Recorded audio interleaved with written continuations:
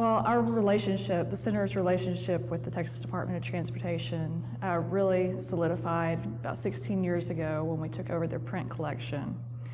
And we, for the first time, because they wanted to increase their transparency, we got our online web catalog and we posted everything online. We began digitizing.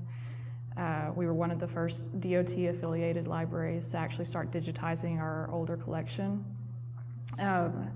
So this made everybody very proud, and when I came on in 2010, I really focused on trying to make sure everything's indexed on Google, and we're using social media. And our administration just really loved us, and we felt a lot of support, even though our staffing diminished a little bit. Everybody in the organization was going through the same thing, so we didn't feel like it was a threat to the library so much. But then in 2012, not only did our center's administration completely change, so did the TxDOT Research Office, who we get our funding from. And TxDOT is Texas DOT, Department of Transportation. Thank you. I forget I'm not in Texas sometimes. So one of the very high up people came into the library for a tour and said, I see a lot of dusty old books. Are you doing anything online? And considering we had been doing this for over 10 years and he had been our target audience, this was heartbreaking. It was very hard not to get defensive about it. But we realized that now we were going to be fighting for money and fighting for our reputation, trying to get past that, why do you need libraries, everything's online, and trying to communicate to them that we're putting a lot of the stuff online. Without us, it won't be online, it won't be organized, so we're trying to help you by making it more easily accessible. So instead, we tried to turn a critical eye to our own services and how we were presenting ourselves. And we had our usability survey and found that a lot of people just wanted our search to be more Google-like. They wanted the catalog to be more Amazon-like. And we just couldn't do that, or at least with my skills, we couldn't do that with just 2 full-time staff. And I had only self-taught myself any kind of web programming. So we didn't want to contract out. So we decided that we needed something more modern looking, something with more features, and we got the new Presto catalog. And I was very lucky that my boss, the library manager, just allowed me to kind of throw everything up and see what stuck as far as all the features that they were going to be able to use from now on. So I think one of the problems that we had, even though we've been doing social media and we're getting people to come to the website, if any of you don't know what a bounce rate is, that's basically somebody coming into your library, looking around for just a second at the door and saying, oh, this is not what I thought, and they walk right back out. So we were having at least a 60% bounce rate on our website, meaning that people came, but then we interpreted it as it wasn't modern looking. It looked like a 1990s website, and it didn't really invoke a lot of confidence, I don't think. So with the new product, I was able to integrate it more with our website, our current center's website, and make it a little more graphical. And we've seen a lot of the bounce rate go down significantly. And there were many features that we were able to start adding, like Hot Topics, so that people can have a more serendipitous discovery of information rather than just coming to the website to search for something very specific. If they keep coming back, they'll see new topics that are in the news, and they can create RSS feeds from those and just be completely up to date on their topic area. And One of the features that we added was the Federated Search, which has been a big time saver for all of our users and our staff.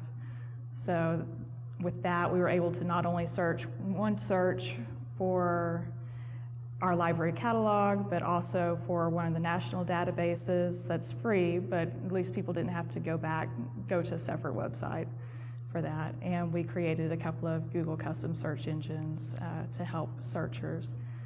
And with that, we kind of discovered. I'd like to highlight the Google custom search. I don't know how many of you know what Google custom search is, but to me, that's a really interesting use of the product where you integrate it into your website. I think your objective was to provide access to all of the other DOT websites around the country. Mm-hmm. So can you describe a little bit about how you use the Google custom search? Oh, absolutely.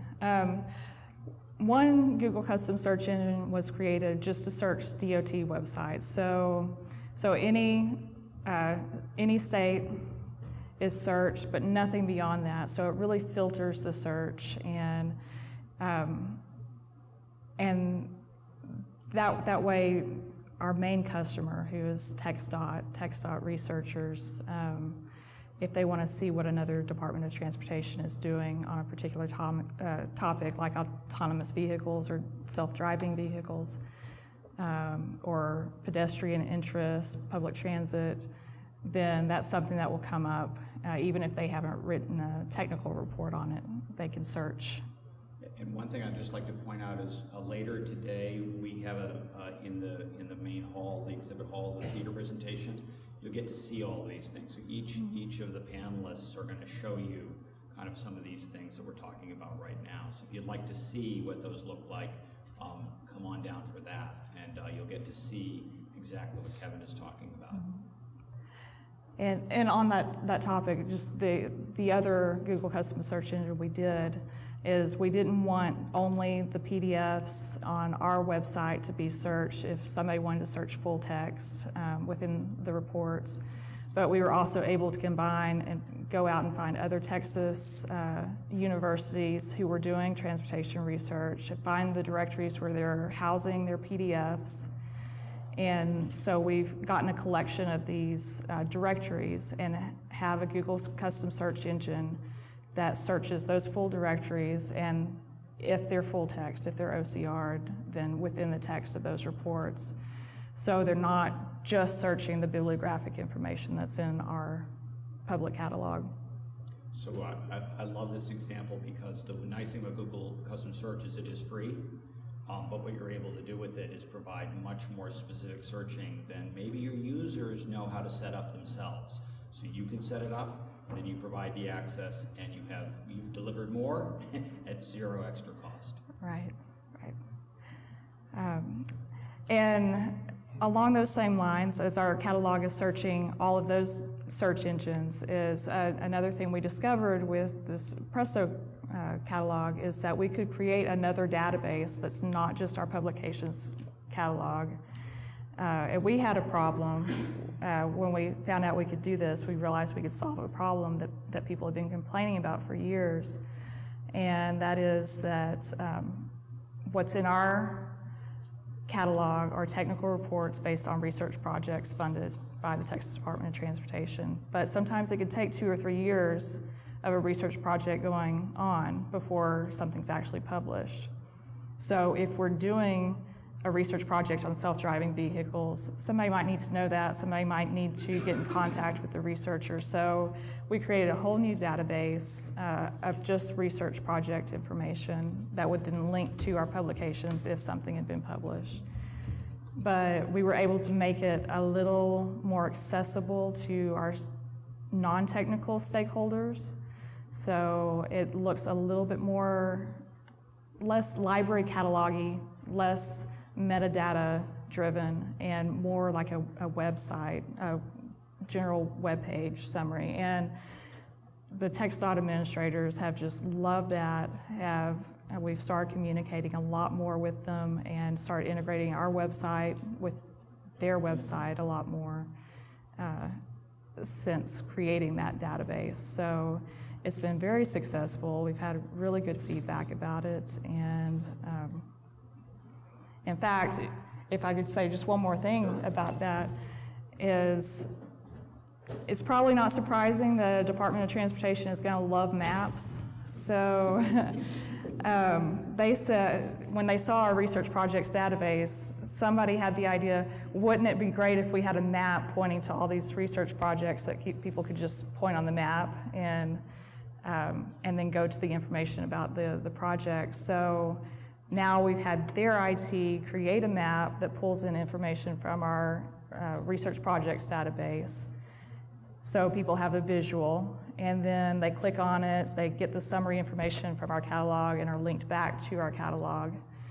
And so for the policymakers, for the legislative staff, and for the other administrators who are not technical or academic, this has been a great way for them to come and access our catalog.